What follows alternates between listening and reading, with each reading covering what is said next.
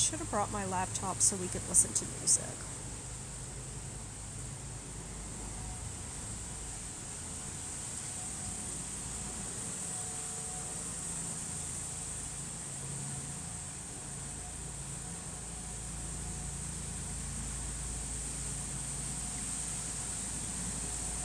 It's time to dye my hair. Look at that. Look at that. I never realize all of my flaws until I go live. And then I'm like, oh! Hi guys. Welcome. I'm gonna swing, so sorry if it's making anybody a little nauseous. I can stop if it's, like, too much. Can I do pregnancy questions? No.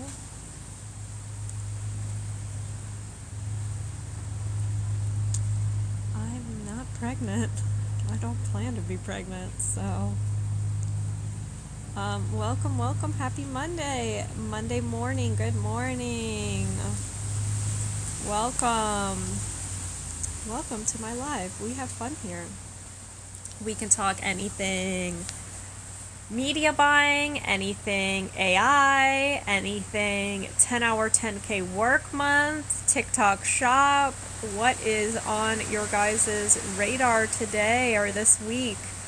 Let's discuss. It's kind of loud out here. Does it sound loud for you guys? It's just, I have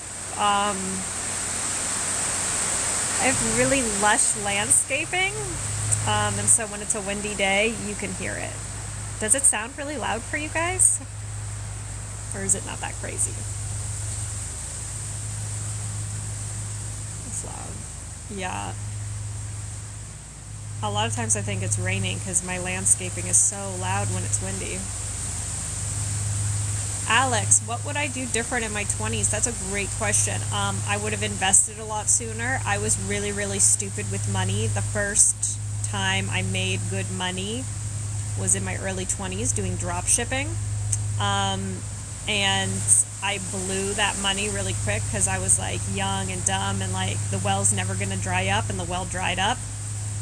So I wish I had invested some of that money strategically, in just some basic investment accounts, S&P 500, the basic index funds. Instead of funding my fun, I should have been funding my retirement.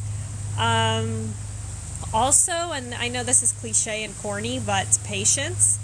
Patience is huge. You compare yourself to everybody on social media who's making a crushing in their 20s. And it's so unrealistic, and this tiny percentage of people that are actually successful in their early 20s, outside of like influencers, is so minuscule. Like, people who make their first million in their 20s not being an influencer, doing something else, is so small. The average millionaire is 65. 65 is the average millionaire. So patience is a huge thing. Like, I felt like I had to be somebody. I wanted to make my first million by 25. Obviously that didn't happen. And then I wanted to make it by 30. That didn't happen. I've made it by 35 now, but like not being able to say like I could have been on Forbes 30 under 30. Obviously all those people pay to be in those spots, right? Like, they pay. I'm not saying they're not millionaires by their 30. What I'm saying is that they paid the publication to list them as Forbes 30 under 30. So it's not like I would have actually been on that list. I just wanted to say, like, I could have been like Forbes 30 under 30. And that's okay, right?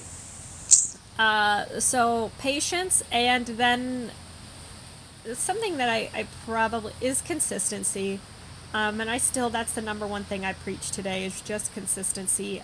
Nobody ever really fails. They just give up. They stop trying. And it's like the one more try you could have did might have been it, and you just didn't know because you stopped trying. That's kind of what I broke down in my most recent video, is that, and honestly, they're not failures, right? They're learning experiences. You learned one way, it didn't work. So now you can cross that off your list and go on to trying another way that might possibly work. They do pay. Any article published on Forbes from a contributor is also paid. Yeah, they're all paid. But like I said, it's rare that you'll find, like, there's tons of young influencers that are multimillionaires, but other than an influencer becoming a millionaire from like building something or starting something is so rare, and we see it all over social media, so we believe that it's more than it really is. And we're constantly comparing ourselves to that. I'm also a consumer. I'm a massive consumer. In my 20s, I'm much better now in my 30s. For instance, I got approved for a $6 million house when we were looking to buy a house. I bought a house for $1 million. Why would, like, that's it. I couldn't imagine. That would be like a $50,000 a month house payment. And while I can afford that, it's just, the hell would I do that for? So just because you have the money doesn't mean you should spend the money. And that's what I didn't know in my early 20s when I was actually making money. Like, when I first started making money, I was like, I'm gonna spend it, right? You know. Are the rules different for you in Australia than in the States? Taxes. I have no idea what your taxes like are in Australia. I actually, one of my students who's purchased my course is Australian, and she added her own tax segment to the course. I let her do that because I have a lot of Australian students. So I can connect you with her. Her name is Digital Christie Solutions.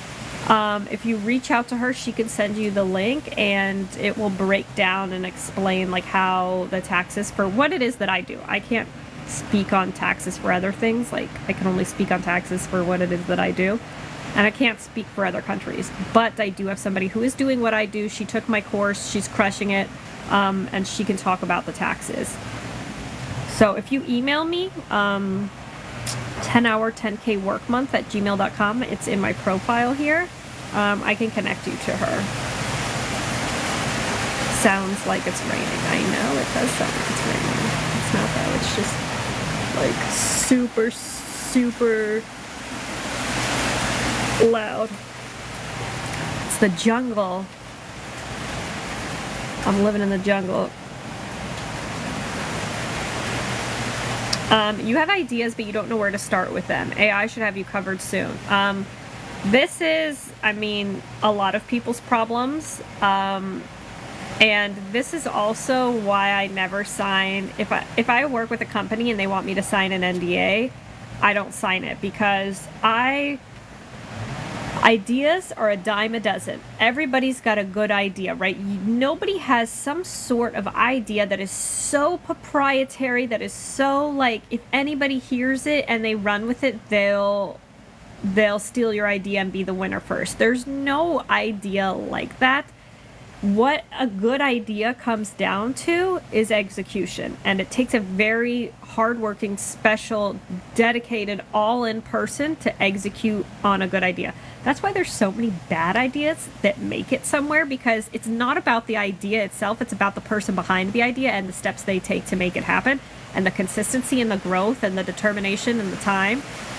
And so when somebody tells me they have a really good idea, I'm like, cool, like, don't worry about telling me your idea. I'm not gonna be the person that takes it and runs with it and executes it, because a good idea means nothing, right? Anybody can have a good idea, and if you don't do anything with it and you don't put in the hard work, and that's another thing, is that people think that the idea is the hard part, right? Like, coming up with a really good idea is the hard part. And that's the easiest part there is coming up with the good idea. It's all about the work and the execution you put behind it. So definitely come up with one good idea, because if you're gonna dabble in a bunch of different ideas, you're gonna be spread too thin and you won't be able to give your all to one idea. Come up with one idea, accept that that's the idea you came up with. You can't go backwards and think like, oh, well, what if I had just done that? Maybe I should stop this and go back to that other thing, because it's a recipe for disaster. So come up with one idea, come up with a plan, just a plan that it's like, what's the end result for that goal, right? The end result for that goal is, I'm going to create a product that's going to help this problem that a lot of people have, and I'm going to sell, like, 80 million of this product, right? So that's the end goal. So now you know the end goal and you can break it down backwards on how to get to that. Okay, well, to get to 80 million, what's going to be the cost of the product and how many do I need to sell to make that happen? Okay, so this is going to be the cost of the product. This is how many I need to sell to make that happen. Okay, how am I going to sell this product, right? I have this product. I know how many I need to sell. I know the price I'm going to sell it at. How do I sell it, right? I need to think of the psychology behind people, what avenues I'm going to use to push out the sale, the marketing angles, the strategies I'm going to use in order to push that out. Okay, now how do I actually start that? Okay, well, first I got to get on these social channels. First I got to come up with maybe I need to ask people what their biggest pain point with this problem is and what a solution would that look like so I can come up with marketing strategies. Build yourself backwards that way, if that makes sense. Which AI tool do I use for the ads? I don't create the ads themselves. I write the copy and I use u.com primarily, and sometimes ChatGPT. Do I talk about email marketing in my course? That's a great question, Jess. I go over fully in depth. You will be a Klaviyo email marketing expert certified after you take my course. I go full in depth. That is the service and skill that is the easiest for me to offer and book clients on. It's also the cheapest. And by cheapest, I mean the lowest paying client I have on that is $2,500 a month. Based on their the package that they purchased. That means they get one email campaign per week and one build out and optimization of a flow per month. And then I have AI do the whole thing. So I have AI write the email. I have Canva build out the templates using AI's Canva tools. And then I put that into, and I show you how I do all of that. Like I go full in depth on the best strategies for email marketing.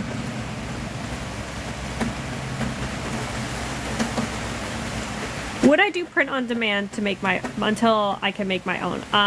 That is what I did when I started drop shipping or like selling stuff. I did drop shipping and I did print on demand, and because you don't need capital, right? When somebody purchases it from you, that's when you purchase it from the drop shipper or from the print on demand service. And so that is where I messed up big time, is because I did that for too long, and instead of making it on my own, I continued to drop ship and I continued to do print on demand, and then the customer service goes down, the quality goes down because you don't have control over it, right? I'm not the one producing these products, so I don't have control over that. So in the short term, do the drop shipping, do the print on demand, save, don't spend any of that money, constantly reinvest it into product. And it's a great way of testing the market, right? Because if you're not doing print on demand or drop shipping, you're purchasing that inventory up front, and that's before the product has even been tested. So it's like you don't know if that product's even gonna sell, and you've just purchased a bunch of inventory, which is normal. That's pretty much how everybody does business, is they take a massive upfront risk, and then figure out ways to sell it, right? If one way doesn't work, they'll try another way because they got to get rid of this inventory. They got to make their money back. But with drop shipping and print on demand, you don't have to deal with that. So you don't purchase any inventory, so you're not taking that upfront risk, and you're able to test the market without that initial upfront investment. So yes, I think it's a very good idea. Just know that it's not long-term sustainable and that you have to eventually private label. But when you do that anyway, your profit margins are a lot better. It's just you're going to have to invest a bunch of money. But you've already proven that people like the product, they're buying it. You can probably lower the price and increase your profit margins because now you're going straight to the vendor, purchasing in bulk, yada, yada, yada. It's win-win for everybody. How do you hit the tone of voice with AI? Teach them the tone of voice. Absolutely. Another great way you can do it too is, first of all, you can tell them the tone of voice. Like, hey, here's... So each of my chats on ChatGPT or u.com are dedicated to a client, right? And when you do that, each chat becomes smarter and smarter about what you feed it. So I feed it all the information on my client. Public information, right? I'm not giving them any proprietary information. Who their target audience is, what their tone is like, what their branding's like, what their messaging is like, what their marketing angles are like. I copy and paste shit tons of emails, shit tons of social media posts for them to understand the brand's voice and the brand's tones. And then that way they're actually writing. I'm not just saying like write it in a Gen Z voice or a fun tone. I'm actually telling it and teaching it how to write in the tone of that specific brand.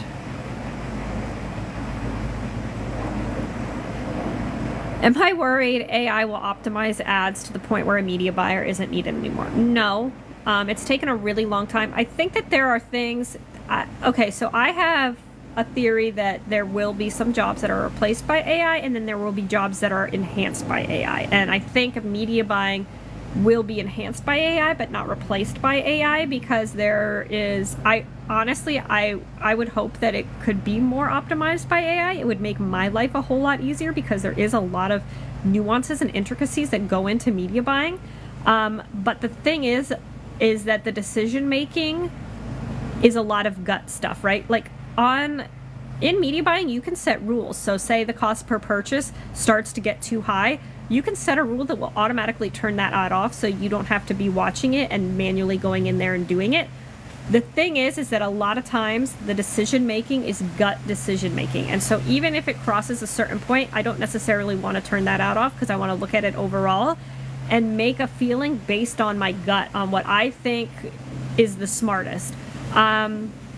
It's also coming up with audiences and being able to bid cap and strategize. I think when people don't understand media buying, they think it's a very simple task where you just submit an ad, give it a budget, tell it an audience, and it does its thing. And that's not the case at all. There's a lot of back-end movement, like constant back-end movement, that has to be done, that I haven't seen AI even come anywhere close to doing that, especially because, like I said, a lot of it's a gut instinct that comes from somebody who's just really involved in the space and knows a lot about it. AI's already enhanced media buying a lot. Like I said, I use all my copy. I have it come up with,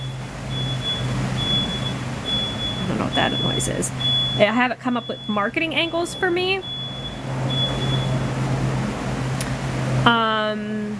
I have it help me brainstorm audiences. But then I'm the one who has to manually poll the audience, come up with retargeting audiences, like... So I can have it come up with the entire strategy for me, but then somebody still needs to implement it. And there's a lot of offhand things where it's not all in one platform. So I wish AI did more for it, because there's still so much there. But like I said, I don't think where it's going to make my job obsolete. Also, I never even worry about those things, right? So many people are up my butt about like the TikTok ban. Like, oh my God, what am I personally going to do if TikTok gets banned? Like, is it going to suck? Yeah, but you adapt and you move on and you pivot. So I'm never worried about those things. Also because I never leave myself at the mercy of one thing, right? So I'm not just a media buyer on a Meta. I'm a media buyer on TikTok as well. I also do email marketing. I do a bunch of other things too. Like I do public speaking events and all this stuff. So I'm not like, you can't leave yourself at the mercy of one platform ever, or at the mercy of one thing, especially as an entrepreneur and especially as a brand or business. You've made products in Printify. What platform do you think you should seek on Etsy? I can't really talk about Etsy. I don't know about it too much. I purchase a lot from Etsy. I'm a big consumer on Etsy, but as far as the selling, I don't know. I do know that they take like 8%, which is wild. I would recommend, I mean, obviously you have to be omnipresent, try a bunch of channels and see what sticks. But TikTok Shop is going to be your best bet right now. It is so undersaturated. I think TikTok takes 2%, which is completely unheard of, and they're at a loss with that. They're just trying to get vendors to come on board. So they're willing to take a loss there. Yeah, I would do TikTok Shop. What to do when you're feeling lost in life? Oh, that's an interesting question, and I'm sorry if that's what you're feeling or if you've ever felt that way. For me, I'm not a religious person. I think that our purpose on life is to be happy. I think we are just meant, like, people feel like, oh, what is like the purpose of my life? Like, why am I here? What can I contribute? And I think it's just to be happy. For you to feel happy on a day-to-day basis. And when you feel happy on a day-to-day basis, you do good for the world. Like, it just comes hand in hand. you know, you're a kinder person, you do things that help others just because you're happy.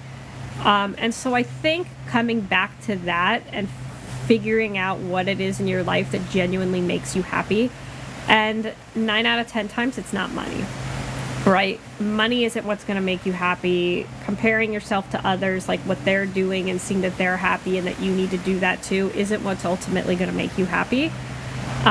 So if you're feeling lost in life, just come back to like, what is it that actually makes me happy in life, and how can I maximize doing that?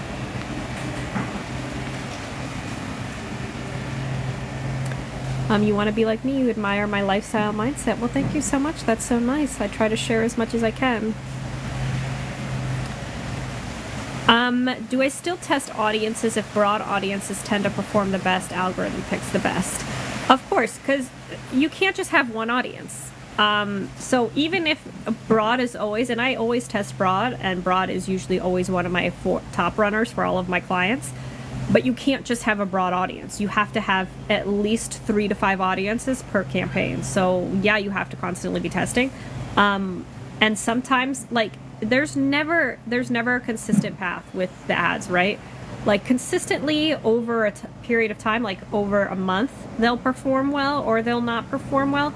But like, you'll have one really good week, one really bad week, one okay week, another really good week. And so audiences aren't going to be, you have to keep in mind, a lot of, like, especially my clients, they'll be like, I don't understand why we did bad this week. And it's like, you have to understand that these people purchasing are like, there's people behind these purchases, and there's customer purchase behavior patterns. And sometimes just like the moon will be off, not literally, but like an off week in the world, and sales go stagnant a little bit and they pick right back up the next week. And that's because there is no, like, you spend this money, we've figured out the audience that works, and you will see this amount of sales every single time.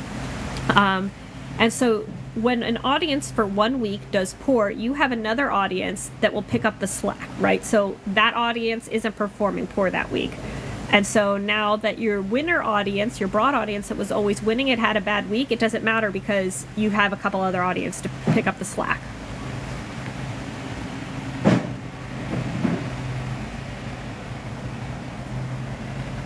Which channels do I see perform best for return on ad spends? I don't do Pinterest ads, so I can't speak to that. I actually have somebody who is starting to run Pinterest for me, not ads, organically. Maybe ads if the organic performs well. I'll translate that into sales. So maybe I could speak on Pinterest a little bit more in the future when we start to see some analytics and data trickle in. Obviously, I'm not going to reveal data for at least 90 days because first 90 days isn't really data, right? That's just testing, figuring out what works, and that's not long-term data. In the long run, overall consistency, it's Meta. Meta's been around for the longest. It just is more stabilized, and it just outperforms. But you'll see insane, crazy success bursts on TikTok, and that's when you've got a viral hit. Virality isn't really a thing in ad space on Meta as it is on TikTok. So what we're seeing on TikTok is they'll usually be at a break even the entire time, and then they get a video that hits, their sales skyrocket for a couple months, a month or a couple months, and then it'll trickle back down when that ad starts to get fatigued, and then we'll be break even, sometimes even below break even, and then again we get another video that takes off, does well. And so even if we're break even and or below break even, we pick that up. So we could have 2 months of break even or under break even, and then we'll have 3 months of tremendous sales where we see 5-10 times return on ad spend, which is really rare to see on Meta. And it makes up for those other months where you're profitable overall. For the entire time you've been on TikTok, you're profitable, even if the majority of the months you're break even. Whereas the majority of the months on Meta, you're profitable, but it's a low profitability. That makes sense. Do I know about the Sandbox model on Facebook ads? I don't understand it. What I learned a long time ago is that hearing about strategies and things that work and models on these platforms is the same thing I see people talking about, like when you're trying to go viral on these posts and learning the algorithm, right? Proven formulas, or this is what you need to go viral. You are ultimately going to be chasing something that doesn't exist and that will usually never happen for you. There is no proven model. The only thing that works is testing. Testing is the only thing that works. I have clients on these platforms that one strategy completely crushes it for them, and then I apply it to this other client in the same industry, and it tanks for them, and something else works for them. So applying these models and hoping, like, and it's really easy to get caught up when you see somebody talking about a success from a model or a strategy they had. I'm not saying not to try it and test it, because that's the only way to success, is to test things. It's just, there's no proven success model. All it is testing. You just have to test. I have some clients where lookalike audiences are performing so well, like unusually well, and then for another one, I don't use them at all because they didn't perform whatsoever. So it's all a testing game. How much of your course is focused on email marketing? So, great question. Thank you, Veronica, for asking. So I go into 3 skills, and I teach you 3 skills, and when you're done with the course, you are a certified expert at all 3 of these skills. And those skills are meta advertising, TikTok advertising, and email marketing. And no, you don't come up with the creatives for that, the ads. These are managing ads, and then I go on the ins and outs. So I do a full-on course within my course on email marketing, and you will be a certified expert by the end of it. I do it on Klaviyo, and I show you from an e-commerce standpoint. I show you all of the flows, the build outs, the strategies, the optimizations of lists and segmentation, how to get their open rates up, all of it. You get all of it. You are a certified expert when you're done. And I do that with all 3 of the skills I teach. I teach you how you position yourself as an expert, right? So now, how do you attract email marketing clients, the foundation you need to lay down with a free website, social media channels. Then I show you how you actually book those clients, right? So I show you how you book email marketing clients on Upwork, LinkedIn, and Indeed. I give you cover letter templates, proposal templates, contract templates, everything that you need in order to book those types of clients. Then I show you how to outsource all the work to freelancers on Fiverr so that you're focused on scaling and bringing in more money. That's how I'm able to hit 6-figure months, because I'm not doing all of the tedious work. I am client retention and client acquisition day in and day out. And then I teach you how you can optimize your entire business using AI. I put the ultimate guide to AI in the course. It comes with lifetime access, so you're constantly getting updates, free updates, and it comes with the private mentorship group on Facebook. So I think the email marketing is probably at least 4 hours long, with a ton of resources too. How do I organize my AI prompts? I mean, they're just all on a Google Sheet.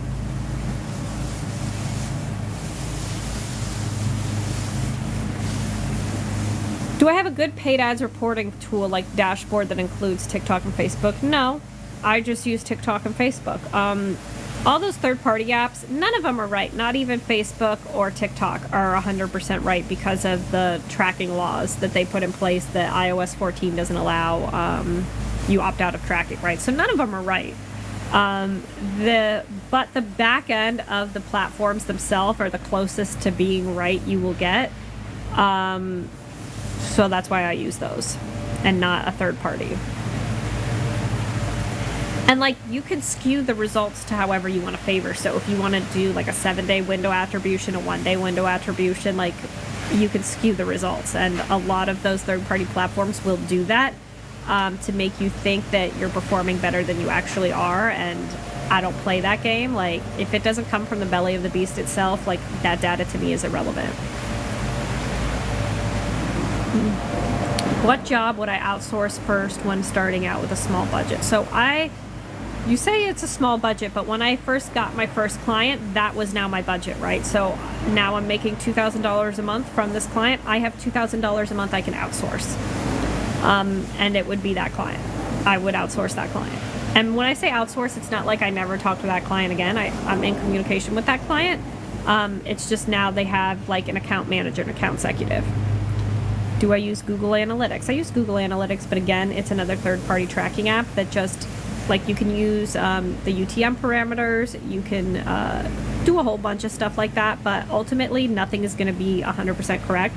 So like I said, if I'm reporting results from Facebook ads, I'm using the Facebook platform. Like, you can't, like, there's just no argument with that. You can't be like, well, these results are from Google Analytics and they say they're better. It's like, I'm telling you what Facebook is telling me, that's where we're running the ads, so those are the results I'm going to use.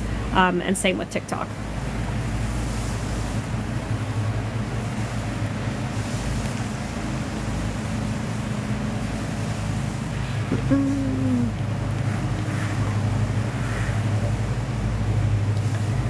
My arm's getting tired from holding it up. I should have a tripod, but I don't. I do have conversion API set up. The conversion API skews the data more so. Conversion APIs is just Meta's way of saying, like, don't worry about iOS 14, you guys. Like, we've got conversion API. And it's just their way of trying to assure the customer that, like, they're still tracking data, but they're not, right? They still can't track that data. It's just their way of saying we're doing something, right? Like, you think we're doing something. Don't worry, like, results on Facebook are still crushing it because you can see with conversions API. It's all the same bullshit. Yeah, so if you're ever talking to, like, a Meta expert, they're really just Meta salespeople. And they're ultimately going to tell you the reason why you're not doing good is because you're not spending enough money and you don't have conversion API.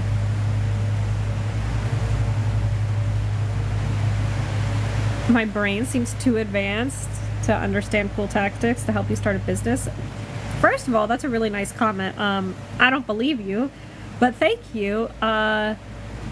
And I can help you start a business. You just have to tell me, like, what it is, what do you have in mind?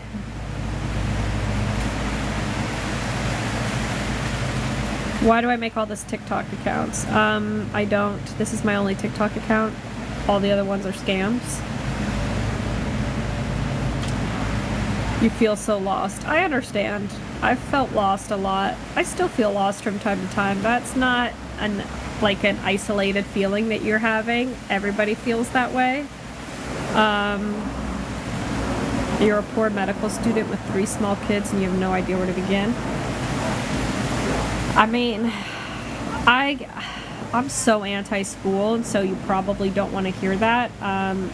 If you're going to go to school, probably a medical degree is a good way to go, so long as you end up with, like, a good paying job to be able to pay off any loans you're taking out. It's just in the short run, like, you're going to be tight for a while because medical school is a very long journey. But if you want to start a business, luckily we are able to get on the internet, and the internet is free, and starting something on the internet is free to do. You know what can sometimes help, and this is what helped me? I just started posting content on TikTok. I had no idea that I was going to end up where I am now from posting on TikTok. And it kind of gives you direction, like what people like, and helps you figure out a space in the market.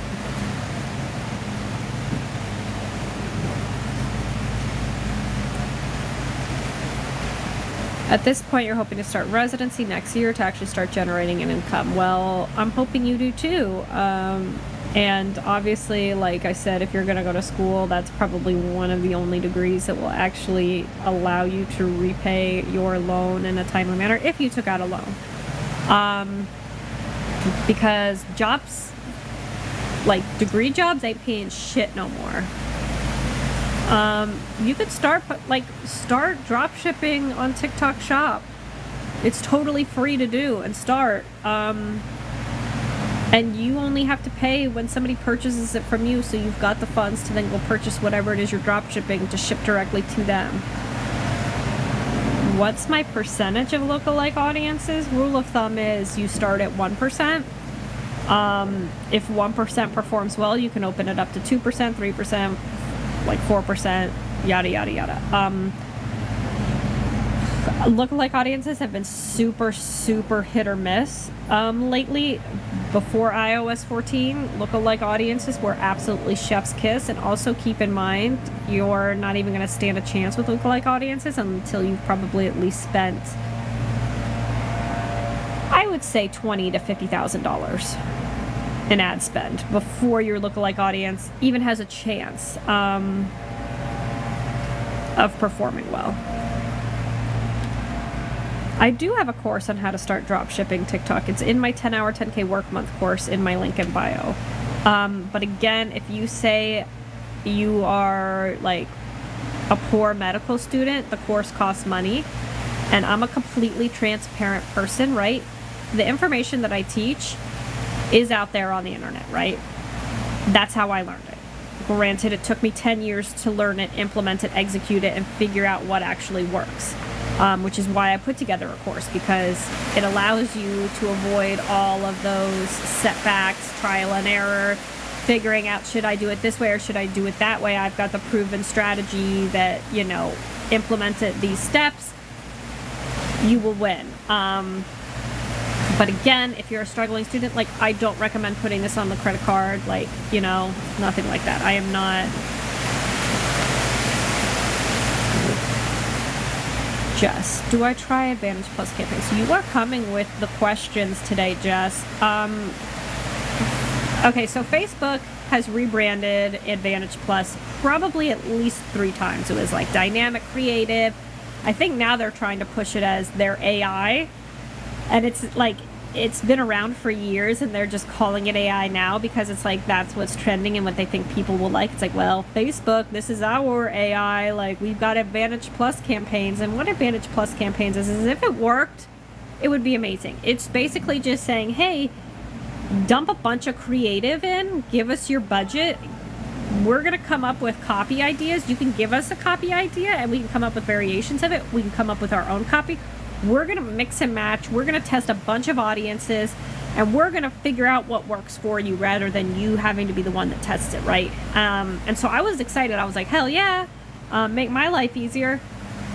I tested a bunch. I routinely test it, meaning like every 6 months or so, because if it doesn't work the first time in 6 months, they've got bugs and kinks to figure out. I'll try it again in 6 months, right? I don't need to be their guinea pig and not see results until something that like works better. But I will continue to test it. Facebook is shoving it down everybody's throat to use it, because the more people use it, the smarter it gets and the better it gets. And that's what they want it to happen. It's just not there yet. Again, I test it for my clients. I don't see the same results. I don't see nearly as good results, right? They can be okay, but just like the other testing just works so much better.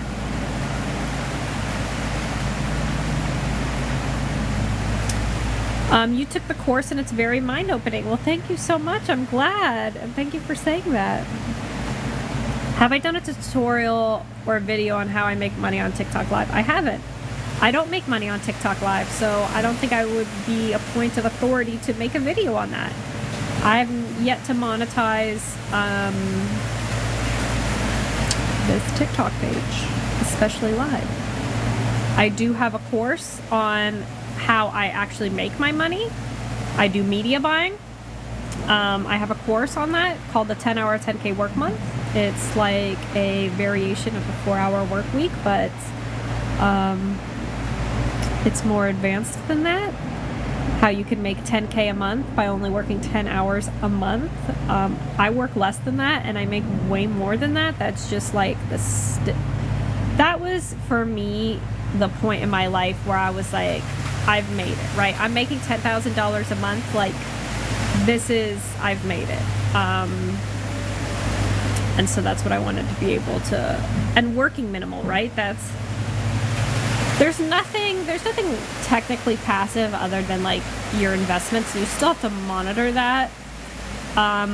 But like, and obviously with investments, you have to put a shit ton of money in to make $10,000 a month through your investments.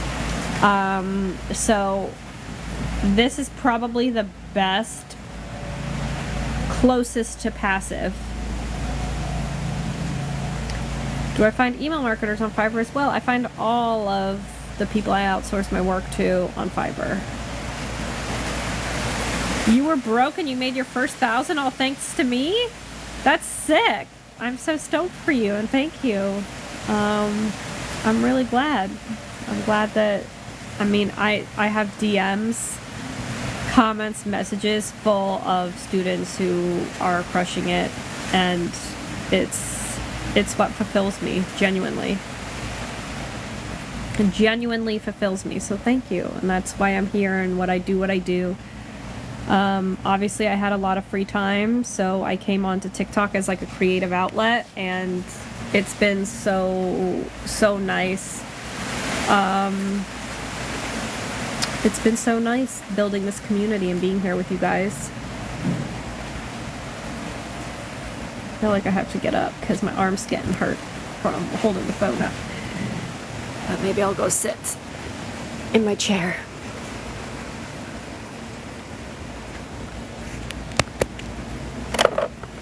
There's like a ton of cars and trucks. My kid loves trucks. Loves them. That's better. I also have my computer here too.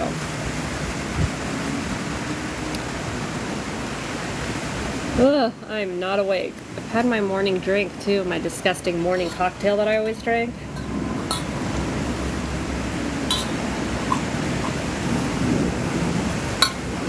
I'm like obsessed with Mini Coopers.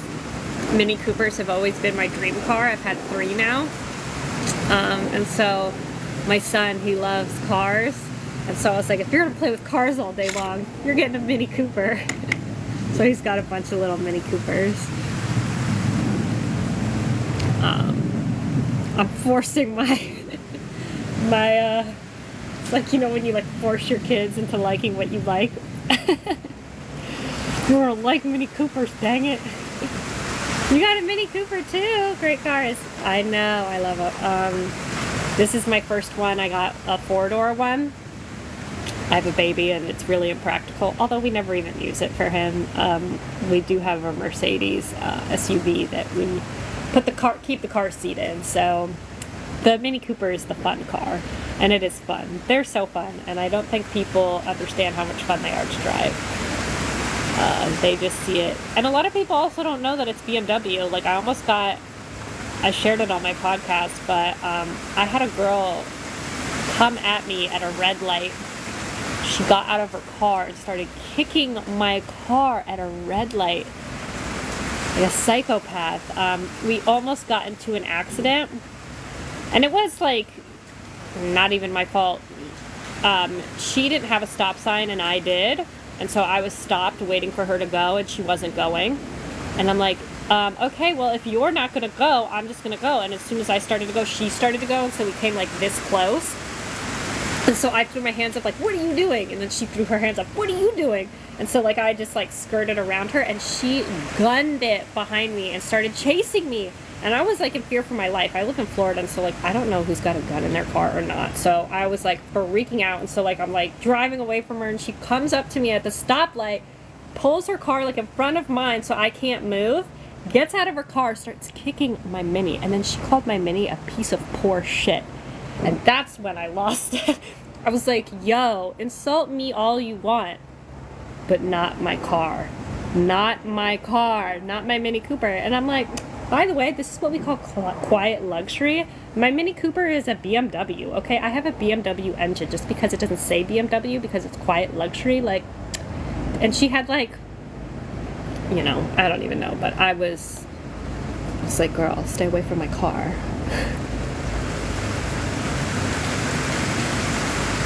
There's a lot of fake TikTok's account out there with my name. Can I ping the course link here, please? So it's you're on my profile now. This is my profile. Also, you can go to 10hour10kworkmonth.com. But any of the links in my bio here are my direct links. This is the only profile I have. I mentioned that I'm trying to get verified. They make it really hard to get verified on here. So I'm trying to get verified on here, but this is my course. If you go to 10hour10kworkmonth.com or any of my links in my bio, those are my direct course links.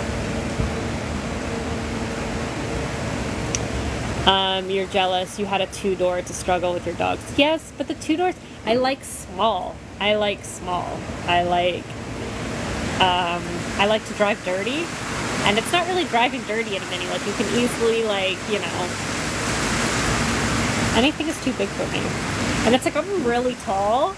And so people are always like, I think it's the same way, though. It's like when, like, really short guys drive big trucks. Like, really tall people drive tiny cars. It's like, we're so tall. If we're tall and big all the time, it's nice to feel little. She has not dealt with her trauma. I know. Oh, my God. Not my Mini Cooper.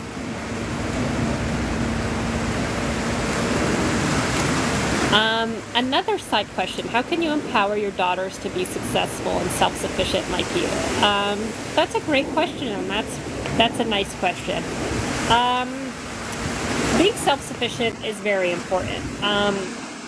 And I don't think that gets talked a lot about, because I do, if your daughters want to be like a stay-at-home mom,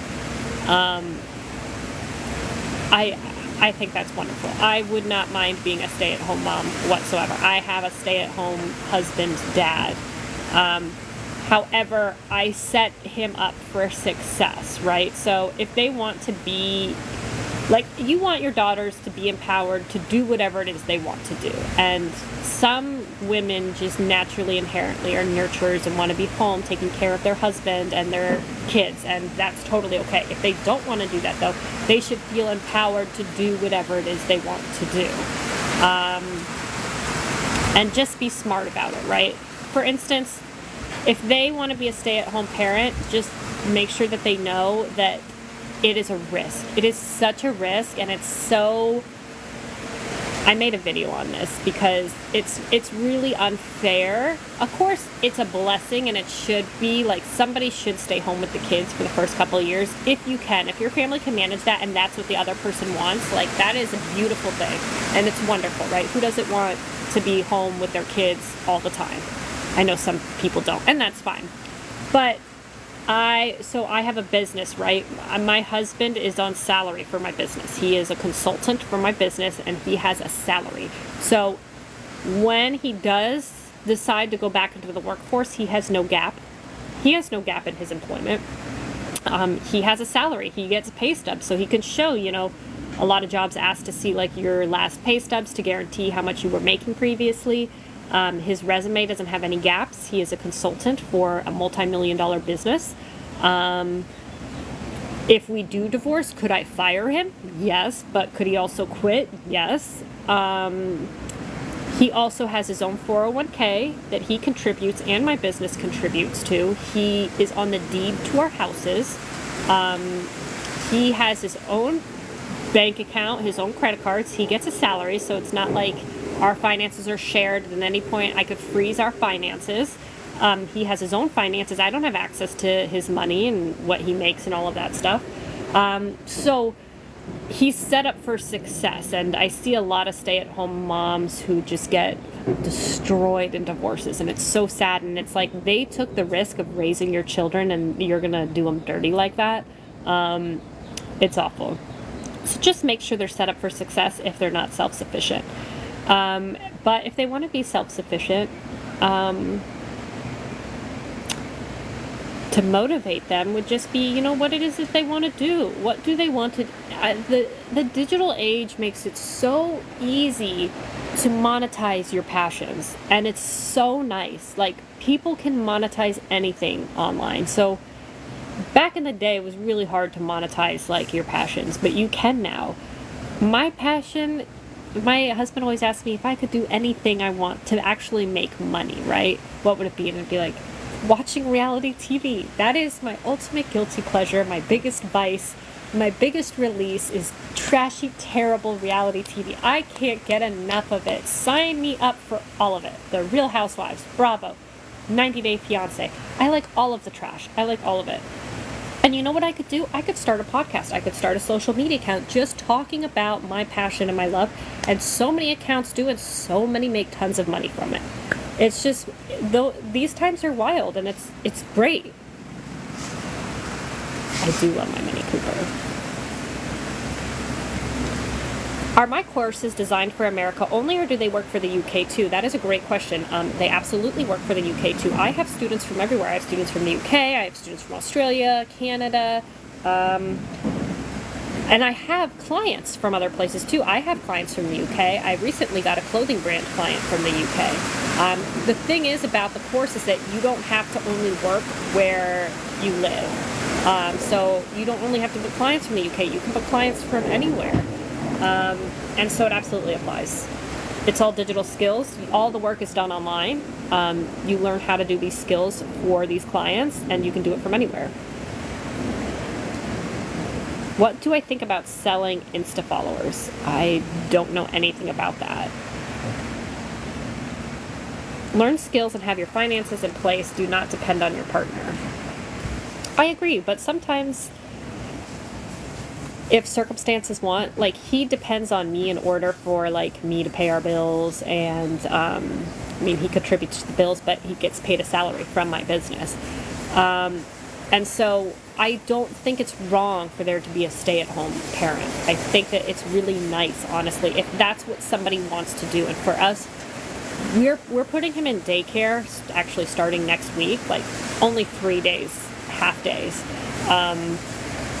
And so now he's going to have flexibility. But for us, we wanted somebody full-time, one of us full-time, not like a nanny or if we had a parent, like a grandparent. And my parents are around, but they're just very old, and so they can do like 2 hours max, and then they're like, oh, I got to get out of here. But I think it's wonderful if one of a parent wants to be home for the first couple of years raising their kids. And I don't think that it shouldn't be because that person can't depend on the other person, right? You're married. You should be able to depend on the other person. It's just they should be able to depend on you to make sure that taking that risk, they're secure. And so, you know, if we ever divorce, he doesn't have a gap in his employment. He's getting regular paychecks. He's got his own finances. He's on the deed. We have 2 houses. He's on the deeds to both of them. So I can't just kick him out of the house. He's not even on the loans. Because he, like, when we first started this, he wasn't getting paid a salary.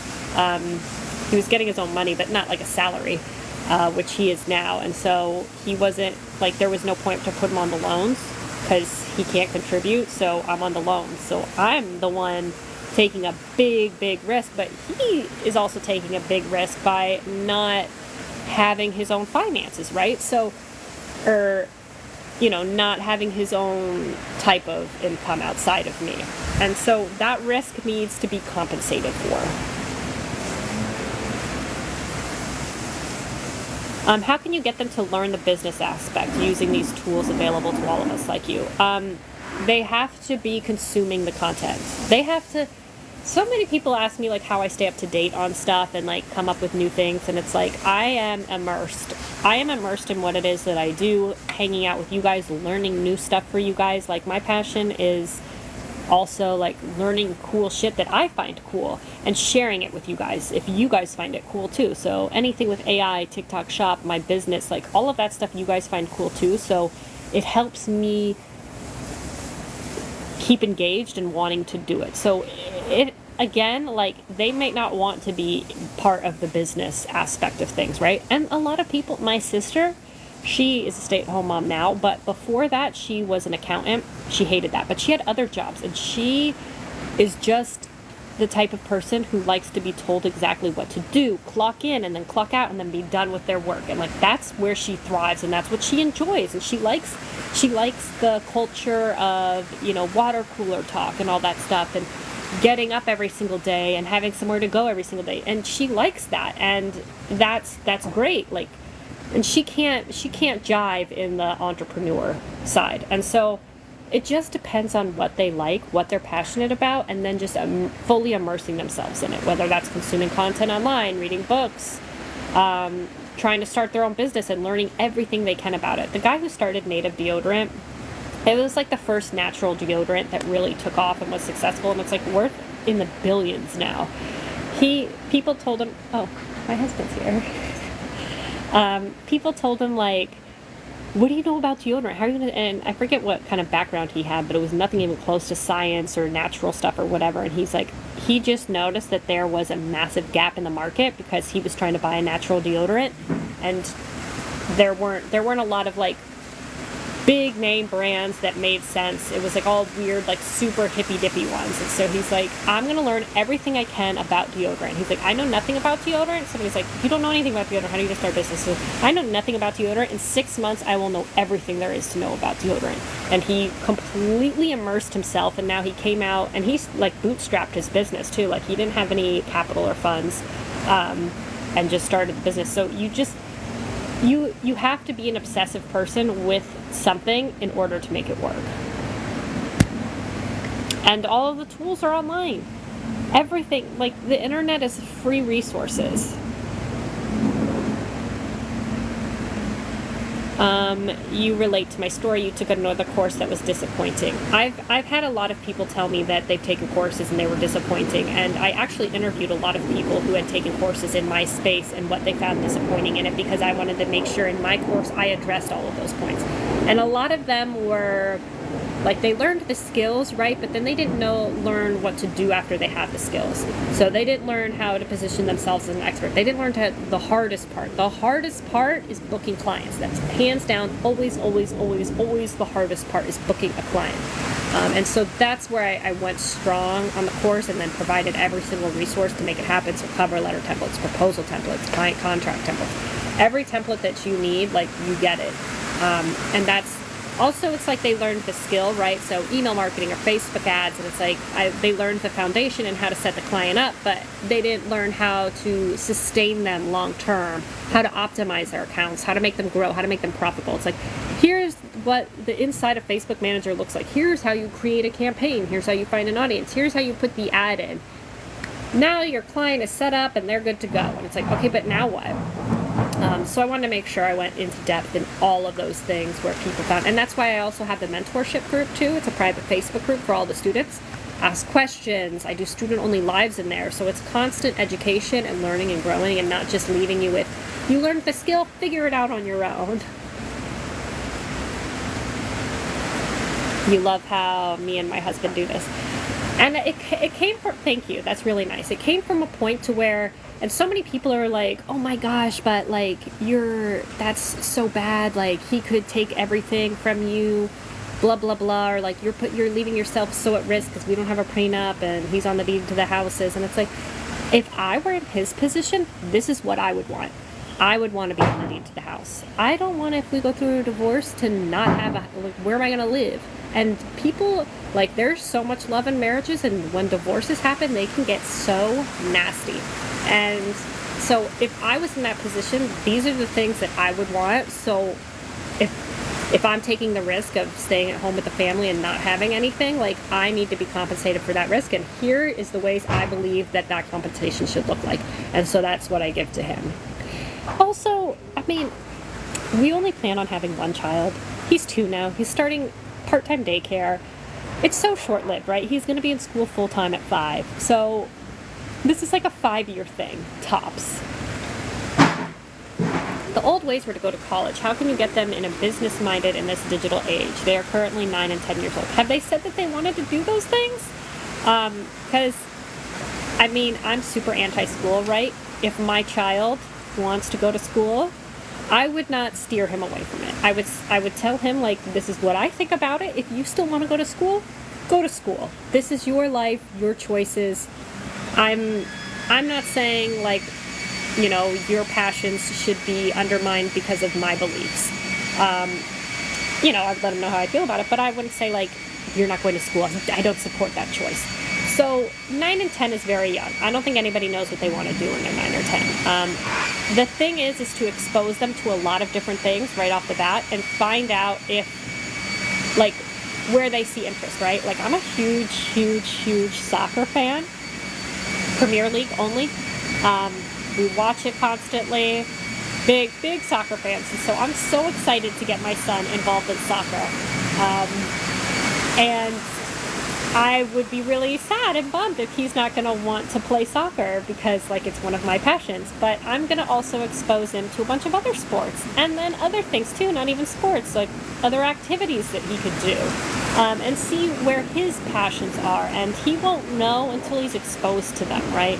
And a lot of times that happens in general, is that you don't know what you actually like till you're exposed to it. And so many people go and get degrees. I know so many poor teachers, like at least 3 teachers. Oh no.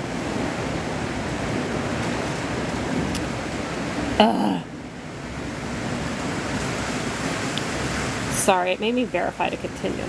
But I know so many teachers who went to school, their dream was to be a teacher, right? They love kids, they thought teaching, and they go to school, become a teacher, and actually get the job in teaching, and they're like, this effing sucks. Like, I love kids, but like, this is just not what I thought it was going to be at all.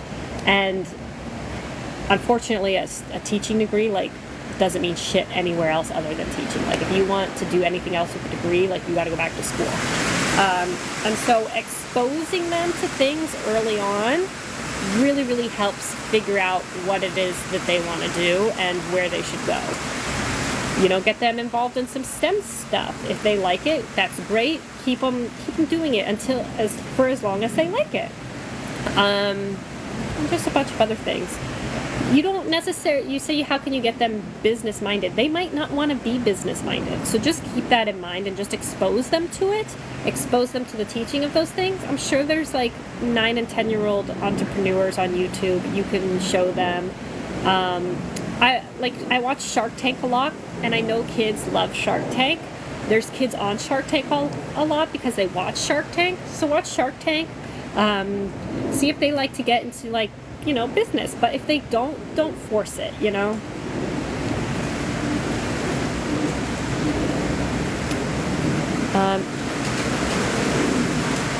I actually have to get going, so I'm sorry I'm missing out on a lot of questions. Do I ever provide scholarships for my course? I wish I could provide scholarships to my course. It's just, in order to be fair to everybody taking my course, I don't. So I never offer discounts and I never offer scholarships. Like on special holidays like Black Friday and stuff, I've done a giveaway. But it's just, I want to be fair, right? And it's not fair for me to offer a scholarship to 1 or 2 people and not to everybody. So it's just to be consistently fair all around. I don't offer discounts or scholarships. That is why I provide so much free information, though. So much. Like, my whole page, all of these lives are just purely full and free information. So I do have to get going. If you guys want more information on what it is that I do, how I make $80,000 to $120,000 per month doing media buying, having clients, running their meta ads, their TikTok ads, and their email marketing, I teach all of that in my 10-hour 10K work month course. I teach you how to book clients, all the resources you need to make it happen. Check out the enrollment page. It's got testimonials, all of that good information. If I didn't get to answer your question here, please feel free to leave it on my most recent video. I do my best to answer every single question that I can. Also, the checkout page for the course has a text number. So if you have a question, you want to get the course, but you still have a quick question, feel free to text me. It's a Google number, so it's US only. If not, you could shoot me an email. My email's in my bio. So thank you guys so much, and I will definitely be live again tomorrow. So talk to you guys soon.